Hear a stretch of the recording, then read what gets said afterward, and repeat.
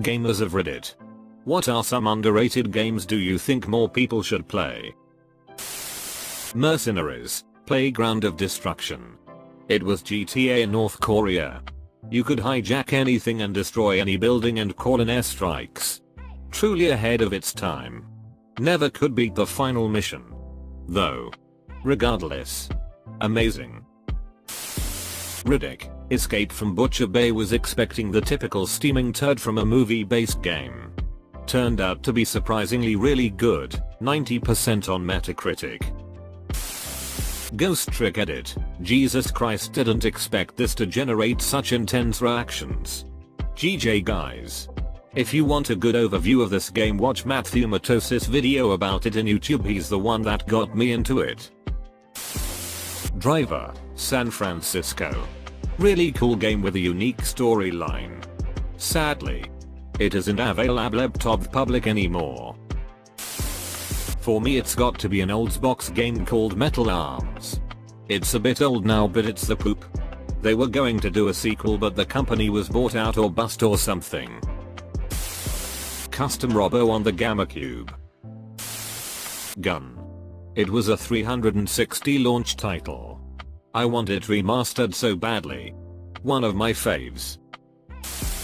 My Summer Car.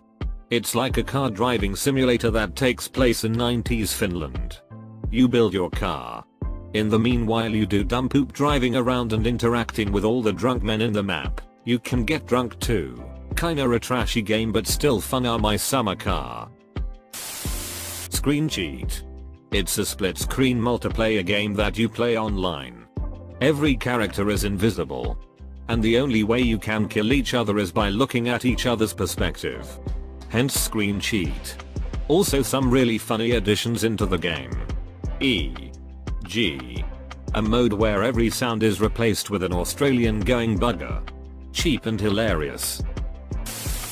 Champions of North on PS2. Been waiting for a remake forever. Loved it more than Baldur's Gate, Deadly Alliance. My wife and I must have played that game and its sequel for 100 hours. Edit. Also. No love for Armor Core series either?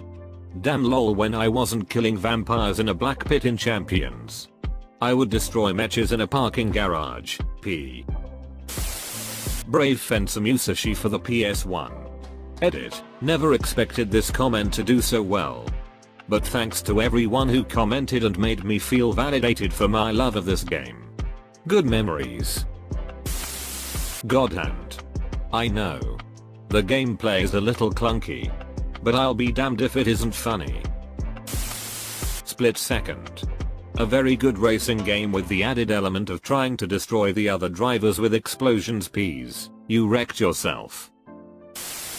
Kenshi. It's kind of a fricked up dystopian game that takes place in some barren hellhole.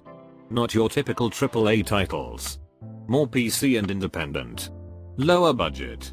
But as a gaming experience, I think it captures the very essence of what an organic gaming experience to be.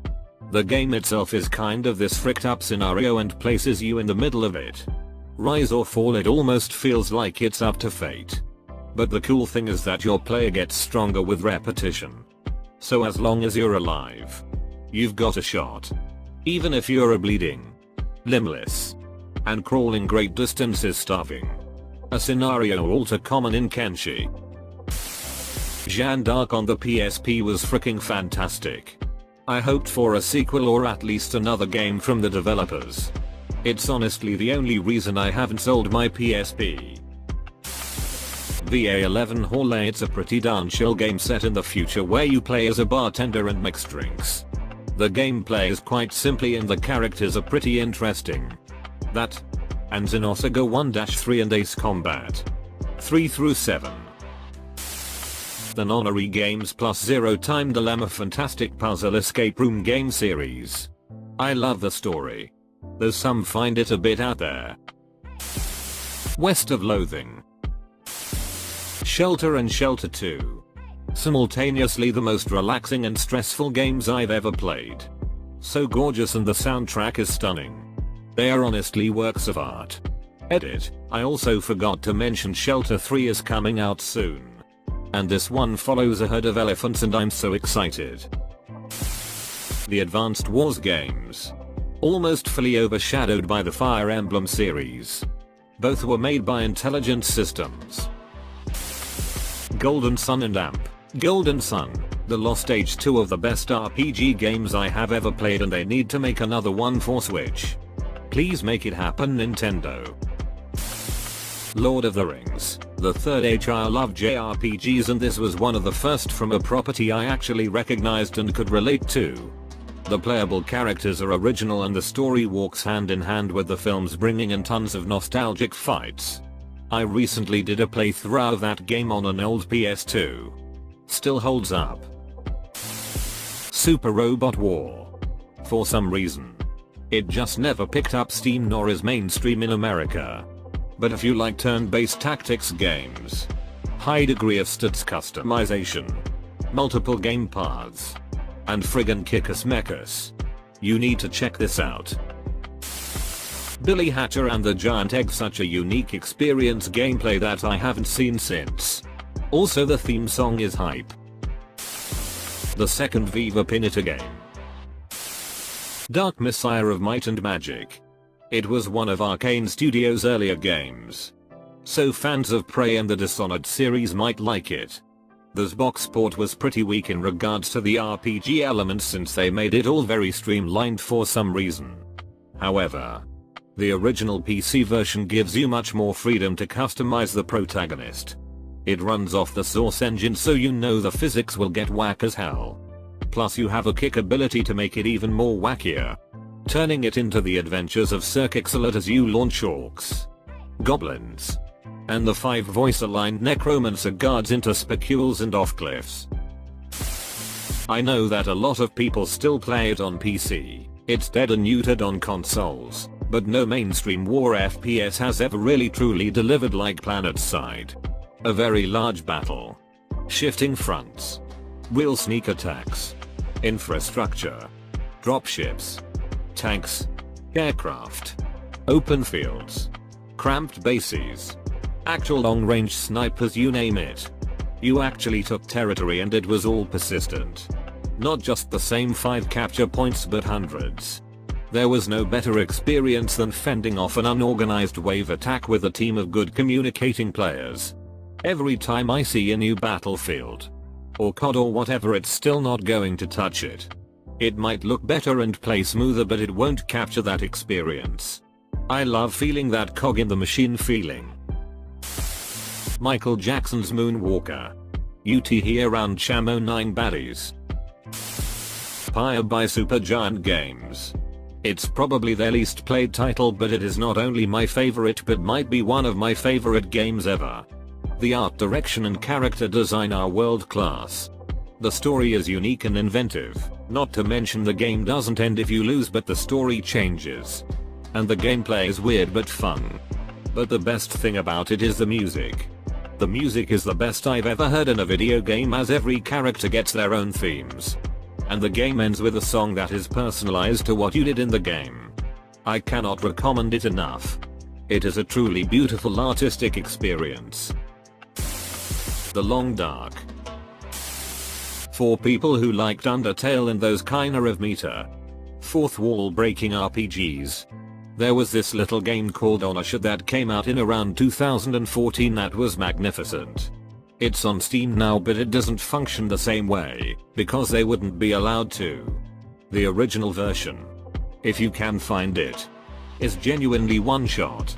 In that you have to follow the directions closely and make sure you're satisfied with the difficult decisions you're presented with. Because you literally can't go back and redo anything. It's the first RPG I played where the player actually is themselves, and simply communicating with the main character through the game. Complete with sneaky messages passed back and forth and antagonists reaching out to mess with the player. It's truly a hidden gem. And I will sing its praises whenever I can. Skies of Arcadia. It ticks most of the early 2000s JRPG boxes, but does so in a pretty unique way. It's bright, optimistic, and fun in ways that sets it apart from its fellows.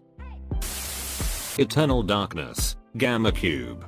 It's essentially a horror action RPG which has you play multiple characters over millennia. What really makes it great, though, is that it messes with you as your character starts to go insane. Bugs crawl on the screen. You hallucinate becoming a zombie, etc. But the absolute best was when it put up a fake BS. I about pooped myself. Realized what it had done. And just had to say, bravo, devs. Also, this will be an odd one, but hear me out. Phantasy Star Online 4 Gamma Cube. Specifically the Gamma Cube version. Why, you ask? Split screen. I would legitimately freak out if they released so one on Switch with split screen. I would buy it in a heartbeat. Crosscode, 2018. A game from a Western developer that's a sort of throwback to SNES era action JRPGs like A Link to the Past. The gameplay is solid. There are a number of elaborate dungeons to play through. And the story is wonderful. It's on Steam. But there's also apparently a Switch port in the works. For the King. Incredible game MMO. Gauntlet, Dark Legacy. I played this game for PS2 when I was a kid and spent many hours playing but never beat it. I found it a couple of years ago while shopping at a gaming store. So I bought, replayed, and finally beat the game. The satisfaction was wonderful. Oxenfree. Blood Bowl 2. Wizard of Legend. For the King. Operation Flashpoint Cold War. If you like a good military sim campaign, this is the best. If you play Arma, you should have tried it already. It was the first real Arma game, but there is a remake called Cold War Arm to an Arma to that. It's great if you don't want more Rewind-like graphics. I struggle to remember characters and situations from Arma games because they are so boring. But this is really different. You feel that every inch of territory you take is real. The characters are cool and memorable. Especially on the second campaign called Resistance. And you have this feeling of knowing the place and understanding the conflict. It's also a great way to learn to play Arma. It hooks you and teaches you everything in a progressive way. After playing it, you can enjoy those mods that require some knowledge. And who wants to fight some CSAT imaginary faction when you can fight the Chaju RSS? Seriously. A must try for Arma players. There is not a better official campaign. Maybe community created. But Bohemia never did anything better campaign wise. Kingdoms of Amalur: Reckoning. Hey you, thanks for watching.